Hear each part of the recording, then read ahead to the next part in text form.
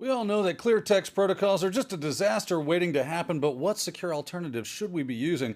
Find out coming up next. You're watching IT Pro TV.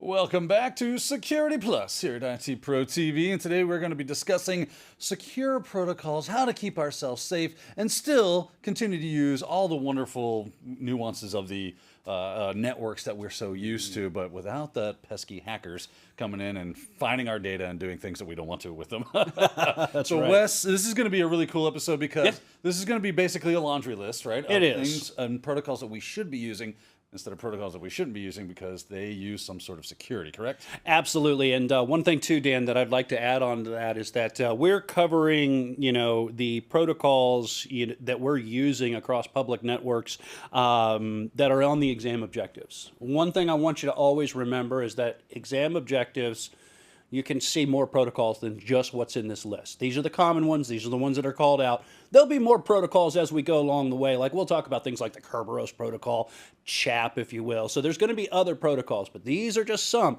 And I want you to know before we get started, it is a laundry list. It's vocab type information. Get out your flashcards. Also remember that it's not everything that you might see on the exam. So let's go ahead and dive in. And one of the first things, Dan, I want to talk about is this thing right here, TLS handshake. In other episodes, we talk about things like cipher suites. All right. And remember, one of the things that we mention when we talk about cipher suites is the fact that it's a grouping of three different things, right? Four things, if you will. TLS is on the front of that, right? That's why we're going to talk about the handshake. Then it's going to be the key exchange, the symmetric key encryption that's going to be used, and then the HMAC that's at the end of it. What are we going to use to verify the packets? Well, I thought it would be good just to take a second here and show you how that TLS handshake works so that you're a little bit more familiar.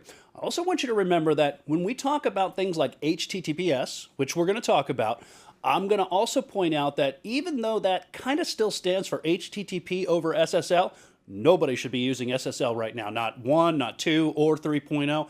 We should long be past using it, and you'll see it coming up. So let's talk about this TLS handshake. All right, we've got a client here, and the client is going to make communications. And in this case, what I did is I used the server as the example. Understand, this literally could be Dan and my computer trying to set up a secure communication between us, right? I'm using this because commonly you're connecting to some kind of server to grab a resource, whether it's a web page, whether it's a file server or something. So what happens here? When you connect, let's say you're using a web browser, right? One of the first things you're going to do is you're going to say hello, where your system's going to say hello to the endpoint that it's going to be talking to. And then it's going to not only say hello, it's going to say, well, what TLS version do you want to use? All right, now I put 1.0, 1.2, and 1.3 up here. 1.3 is the one that you should be using today, and in fact, it's kind of been the standard for a while now. In fact, Dan and I were talking about this because I couldn't remember exactly what browsers really use TLS 1.3, but we found Chrome uses it, Firefox uses it, Mozilla's platform. I have to be honest here, I'm not too sure about Edge because I don't use it too much, but even Safari uses things like 1.3 as well. I would want to say Chrome, or not Chrome, I'm sorry, but Edge, because it's Chromium-based. It's Chromium-based sure. now, so it makes sense that would be the case. Yep. I would be like flabbergasted if they didn't support 1.3. Especially, standard, honestly. Absolutely, especially because they're on the forefront of making a lot of these technologies. So once we've established that with the server, and we've said, what are you going to make me use, require me to use? We'll say 1.3 here. The next thing that my browser or this client is going to say is, all right, these are the cipher suites that I support, and they're going to send just a random value. That random value is going to be sent over to the server. Now, the server is going to say the same thing. Hello. I don't know if it's going to have doilies and fingers up in the air when it says that, but Monocle would be nice. That's right, absolutely. I found this to be very charming. There we go, very good. And it's going to say, all right, well, here is a random, you can call it server random if you will, client random, server random. Here's a random string of bits, and here's the chosen cipher suite, and here's the certificate, and we're going to send that back over to the client. Now at this point, understand what's happened, all right? The client has given a random value to the endpoint, the server in this aspect, or in this case. The server has said, all right, this is the algorithm or the cipher suites that we're going to use, all right? And the server is going to say, here, client, here's my random value, and here's my digital certificate. All right, now that digital certificate is then going to be used, because remember what we talk about when we talk about things like public key cryptography. We'll get back to that here, and if you're not aware of, definitely check out the symmetric and asymmetric key encryption. What's going to happen is that server is going to pass that certificate off, right? And that certificate is going to be like any other certificate that is presented as an identity, or authentication, if you will, in this case. Client is going to validate with the certificate authority that issued the certificate that that certificate is valid and it should be trusted and it hasn't been revoked. Now, once that happens, we now have a valid certificate, and more for us, we now have the server's public key. All right, and what that's going to happen here is the server is going to, or the client here is going to create a secret. Now, here's where it's kind of really cool. The secret is going to be encrypted with the server's public key. That's going to put a lock on it, right? Now, once that happens, we're going to take that encrypted secret and we're going to send it back to the server. All right, now, asymmetric key encryption, public key encrypted the secret, only the server's private key can decrypt the secret. Now at this point, what we have here is we have what's known as a pre-master secret. All right, that's what was encrypted. We have two publicly exchanged random values, all right? Between the two of those, they create what's known as a master key.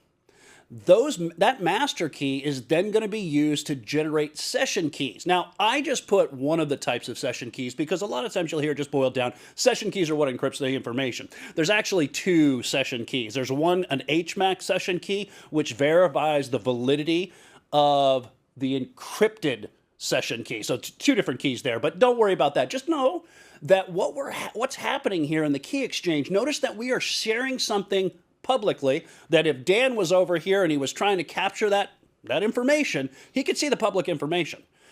But what he wouldn't see is the encrypted secret that was sent over the wire. And that's one of the beauties of a key exchange like this, is the fact that we can, let's say it was Dan and I talking. I could never have met Dan ever once in my life. All right? I have no pre-shared key. I don't have a password of his. But we could exchange a communication over a public network with a little bit of encryption in there. We could also generate and create a secret. We could both then, with the random values, generate a master key, coming up with the same exact master key on each end that would be used to generate session keys after that to further encrypt the communications that we now send, now that we have this secure channel, this secure communication. So that's a little bit about the TLS handshake, and I wanted you to be aware of that and kind of see what was going on, so you can kind of see. I'm kind of a geek. I think this is magic, and since I don't understand, calculus and modulus math, it is magic to me. But that's an example right there of the TLS handshake. All right. Well, now we understand a little bit better of how we're using this type of secure protocol to exchange information across a public network, like, I don't know, the internet. We probably do it on a day-to-day basis, and when I say probably, it's almost a guarantee that is what's happening. If you're watching this, you're doing it right now. All right, let's move on to one of my favorites, something I use a lot, which is going to be SSH, the secure shell. This is a way we can get inside of, have a remote connection, but do it securely. Correct? Absolutely. This is how I keep my communications with that remote server that I'm configuring, and I keep him out of the information that's going between them, right? Yeah. Secure Shell is something that uses RSA encryption, keys, if you will. In fact, when you connect via an SSH session, you will see that there's going to be a fingerprint that's going to be given back to you saying, hey, do you want to trust this? All right, and if you trust it, it gets stored into a location of known trusted hosts, and then the next time we don't have to worry about exchanging that key because I already have it locally. But what it does generically for us, if you think about it, is it allows us to create this tunneled environment. Now, this tunneled communication then allows that information, if you will, that's passing through it to be encrypted, and we shouldn't be able to eavesdrop on it. All right, so be aware that Secure Shell, it is primarily used as a remote connection method in order to do configurations on remote network devices, servers, if you will, highly used in the Linux world, and making sure that that information can't be eavesdropped on. That is what Secure Shell is. And we want you to be aware of port values, okay? By the time you get to the Security Plus level, you should be aware of what TCP ports are, TCP and UDP ports, if you will. But those ports are session identifiers. They tell us what the logical endpoint of a connection is. Understand what the port is so that you can be aware of it, because they might give you some kind of list or even some kind of output of an application that gives you the ports that have been scanned, and they say, which one's that? And as a security, a person that's getting into security, you should be able to identify those on an exam. All right. Well, let's keep the train moving then. How about LDAP? It's got a secure version of itself, right? It sure does. And in fact, this is something where we're going to see terms like LDAP over SSL. Now, even though you will hear the term still used, something over SSL, LDAP, we'll see HTTP, please understand, SSL should not be used. It's old, it's weak, it's broken. All right, so we should be using TLS 1.3. Now, what is this for? Well, this is for secure communications in between LDAP-based servers, right? What does it do? It secures the communication, just like we see. Same thing with SSH, but the method that the type of protocol that we're using is different, but the concept is the same. We don't want that information to be eavesdropped, especially when I'm talking about communicating with our directory services server. That is your LDAP S, if you will. Now, that also has a port that I want you to be aware of, and I'm going to make mention here, just so you don't get it confused.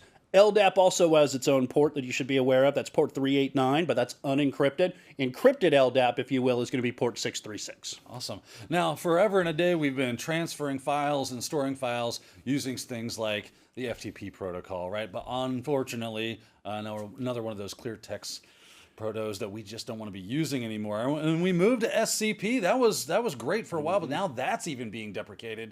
And now we're moving into a full-fledged secure FTP using SFTP, if I'm not mistaken. That's right. And it's interesting because there's two, right? Yeah. You have depends on where the S is. What side of the river is on the S on, that's right? That's not confusing. No, not at all. So let me go ahead and tell you the one that we're going to talk about here is the one that's most commonly used, and that's the S up front. All right. When we say SFTP, it means secure FTP. But how does that get secure? Well, that's essentially an SSH session that started between, in this case, me as a client and the FTP server. That encrypts the session, and what it does is it means now we have an encrypted tunnel between our FTP server and our FTP client. Like Dan said, oldie but goodie, been around from the days of ARPANET when we didn't really care too much about that security across public networks because there was 5 people on those public networks, right? And they all worked for the DoD. Yeah, exactly. They all worked for the Department of Defense anyways, and ARPA or DARPA, if you will. So what this does is it's really kind of like a wrapper around an already existing protocol. So don't confuse it. It's me literally, and I'm going to show you this here too, and kind of how it works as a demo at the end of this lesson, if you will, where we start the SSH session, and then we just connect via FTP. And we keep that information encrypted, and somebody shouldn't be able to eavesdrop on it. At least that's the goal. All right. Well, now this next protocol, I feel like we've touched on it a bit so far, but there is some nuance to it, so I'm glad you kind of brought it up. It's going to be HTTP. Yes, that's right. So I like how you said you said that too. The S, if you will, that's going to be SSL in the original days, and it was how we secured our web traffic. It's vulnerable to attacks, and it has been for a long time. It went through 1.0, 2.0, and 3.0. 3.1 is technically TLS 1.0. Please don't let that confuse you. It just means at a certain point they said, SSL bad, now we're going to move on into TLS. So TLS is what we should be using today. So when you see acronyms like this, HTTPS, you might still hear people say HTTP over SSL, but what I like more commonly today is you're seeing SSL/TLS. The TLS is really what's going on here. So what does it do? Well, it's the same thing, right? We connect to a web server and we have a secure encrypted communication. So when you think about it, how many people, and again, it's more rhetorical than anything, think about how many millions of people do e-commerce on a daily basis. If we didn't have a technology like this, there'd be a lot of people with drained bank accounts, right? So it is one of the ways that we keep our web communication secure across the internet. So just because I feel like it could get confusing, if we're saying HTTPS, do we mean to say that is using SSL and not TLS? but when we look at our browser and we see HTTPS, it is using TLS. It's the second part. Yeah, it does get confusing. So Right? you'll see HTTPS in the browser, but underneath the hood, if you were to pull out the security information, you would see a TLS cipher suite exchange. So again, it is Good to know. Oh, and I do want to make mention something that I forgot to do. So with secure file transfer protocol, I didn't mention the port. All right, with secure file transfer protocol, it's port 22. It's an SSH session. That's how it connects. And I didn't mention the other one. So let me just back up here real quick. Let's put the S on the other side of the acronym, right? FTPS. This was a technology that people used for about 5 minutes. And that was FTP with an FTP server with an SSL certificate attached to it, much like our web servers would have had SSL certificates attached to them as well. It's not used. This is what is more commonly used, and I wanted to be sure that you all got the chance to see that. The other thing I want to mention here too is port 443. Know that HTTPS, again, I would never correct you if you said, oh, that's TLS and not SSL, or you said, well, don't worry about the acronym name. Just know that under the hood, what's going on and the port that's available for it. All right, next on the chopping block is going to be SRTP. I actually am not familiar with this one. All right, so Dan, one of the things I know you are familiar with because you've had to support it before is voice over IP systems, right? Yeah. We have some kind of digital, voice over IP, PBX, private branch exchange, right? And it's routing communications through SIP messages to all of your users internally on your network to voice over IP phones. Well, one of the things that you have to be careful for is there could be a lot of sensitive information, right? We have converged networks today. What is a converged network? It's just a technical term for the fact that we can shove video, data, and voice all over the same network, right? Well, because of that, there could be some sensitive communications that are going between, and most likely are, between your voice over IP phones. So if we take a look here, what we end up having is our voice over IP phones, right? We have our voice over IP, VoIP, PBX, right? It's what routes the calls where they need to go. And it usually does these SIP message communications. But then the devices, the endpoints between them, they're going to use the secure real-time transport protocol. Now, be careful with that one because I always wanted to say that was SRTTP, but real-time is one word, so it gets a little confusing. But that is the secure real-time transport protocol, and it's used to secure communications like this. Well, good news is as we use more communications such as voice over IP, it's nice to know that there is a secure alternative to what we were using before and keeping those conversations safe. Talking about conversations, moving on, email, probably one of still the biggest ways in which we do communicate with each other. There's going to be a whole slew of protocols for that because there are many different types of email protocols, correct? Most definitely. So if we think back to our A+ Network Plus days, we think about things like POP, version 3. Post Office Protocol version 3. Remember that as port 110. Think about SMTP, the Simple Mail Transfer Protocol. That's port 125, unencrypted, both of those. IMAP, Internet Message Access or Mail Access Protocol, port 143, all unencrypted. Well, guess what? We can add encryption to those communications as well. One of the easiest ways, and one of the things that's been around for a while, is this technology right here, and that's known as SMIME. SMIME is a way you can use digital certificates to encrypt the emails and the messages you send between email systems, right? And what you're doing is you're digitally signing and encrypting the emails, right? Dan gets my public key, sends me an email message, right? Encrypts it with my public key.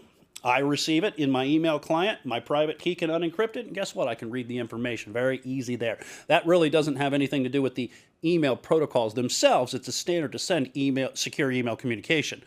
All right, now, the ones that we need to know, and it uses public key cryptography, like I said, with Dan sending me secure email. Now, the next one is POP3S, and again, we're just adding secure version of POP3, all right, and that is inbound, secure inbound communication. Know the scenario because they might throw it at you on the exam. There are 2 ports for this one. I apologize ahead of time. There's an SSL port and a Start TLS port. One is the 465, that's SSL, and then the TLS port where we flip over to TLS, that's going to be port 587. So again, just kind of be aware of them. If you want to get some more information, I highly recommend going up to Gmail and just typing in and seeing what their protocols are and how they use them and give you a lot of experience when it comes to this technology. The other one is going to be iMaps. No, this is not the next map software on your iPad. This is the Internet Message Access Protocol Secure. Now, keep in mind that secure outbound email, and even more so being able to use and work with your email up on the email server, right? That's one of the big differences between IMAP and SMTP. This is easier. It's only got a single port. Man, I love it when it's just one concept, one port, not this 2 ports here. Of course, they got to confuse you a little bit. But those are the email technologies. Because the first one's like a technology. It's not really a protocol, but the protocols that are associated with securing the email as it passes the network. Now, another one of the heavy hitters when it comes to protocols that we use on a day-to-day basis, DNS is now starting to really get some steam going on when it comes to a secure protocol for it, right? It is, Dan. So you remember when we were talking in our attacks, right? We were talking about network attacks, and one of the things that we had mentioned, we mentioned things like DNS hijacking, we mentioned things like DNS poisoning, DNS cache poisoning, right? If I can get a malicious entry into the DNS database, and then Dan asks me where this website is, and he basically looks at the TCP/IP properties of his network adapter and uses the DNS server, he's going to pull that record back, all right? And if that record is malicious, then it's going to send him and redirect him, well, pretty much wherever a bad actor wants you to go. Imagine being able to say, where is www.itprotv? And when you get a response back, it's signed by a digital signature, and you can validate that that did come from the DNS server that it was supposed to. That, in a high-level overview, is what DNSSEC is. So if we take a look here, where is ITProTV, right? We send a request out to the ITProTV DNS server. The ITProTV DNS server signs the response. Remember, digital signature, all right? And that signed response is then sent back to the client. The client can validate that the server is who they say they are, and then the response that comes back is exactly the IP or the fully qualified domain name to IP mapping that we should see. All right. Now, this next protocol is one that I look for all the time when I'm performing some sort of penetration testing, usually in a Windows network, but it doesn't have to be because it can give up a lot of really good information on that network, and that is SNMP, the Simple Network Management Protocol. Oh, absolutely, man. A blueprint of the condition and health of the devices within your network. So when we look at SNMP, let's just talk a little bit about what SNMP is, and then we'll look at some of the differences between, because there's a few of them out there. It basically collects information, reports information on managed devices across the network, which is one of the reasons Dan said, man, this is a real cash cow when it comes to a network if I could scrape some of this information, right? Does things like network monitoring and configuration if you could manipulate it. Think about why you might want to keep that secure, right?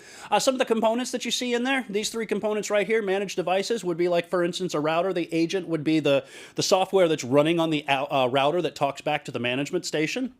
So be aware of the components that are in there. Some of the managed devices aren't just routers. We can have things like access servers, switches, IP cameras, printers can all report their, what their current health status is. Workstations as well. Workstations as well, that's right. So again, you can see, kind of based on what Dan, was telling us, we really want to keep this information secure. So it's important to know which ones you have, what options are available, and which ones you should choose. So there's SNMP and SNMP v2 and SNMP v3. Now, what I didn't put in here is there's a version C of SNMP version 2, and it is the one pretty much you shouldn't go back any farther than that, right? You really should be using that version C or SNMP3. Why? Well, poor security when it comes to SNMP. And same thing, it uses community strings or a password, if you will. Well, it's kind of interesting because in SNMP version 2, it did this exact same thing. Use the community strings. One was the difference when SNMP v2 came out is the fact that I could, so let's say Dan's a management station, and I'm just sending him information, just constantly sending him information like, okay, nothing's changed, nothing's changed. I'm still going to tell you anyways, nothing's changed, nothing's changed. Imagine the ability to wrap up in that message, something's changed. Now he goes, oh, okay, well, when I receive that information, now I need to act on it, right? So that's one of the things that SNMP v3 or v2 came in. However, with SNMP v3, we get enhanced security because we get encryption of our communication and we also get the authentication, right? So it gives that strong security. So this is the one, as we move forward, that you're definitely going to be one. It really is the right answer when it comes to which is the secure SNMP version you should be using. Well, thanks so much, Wes. That is a lot of great secure protocols that we should be using. Hopefully we are now, and even some with versions. Don't forget those port numbers, kind of important information as well when it comes to the Security Plus exam. That said, we're out of time for this episode. Not to fear, though, plenty of more episodes coming in the Security Plus series, so join us then. Until then, have a great day. Thank you for watching IT Pro TV.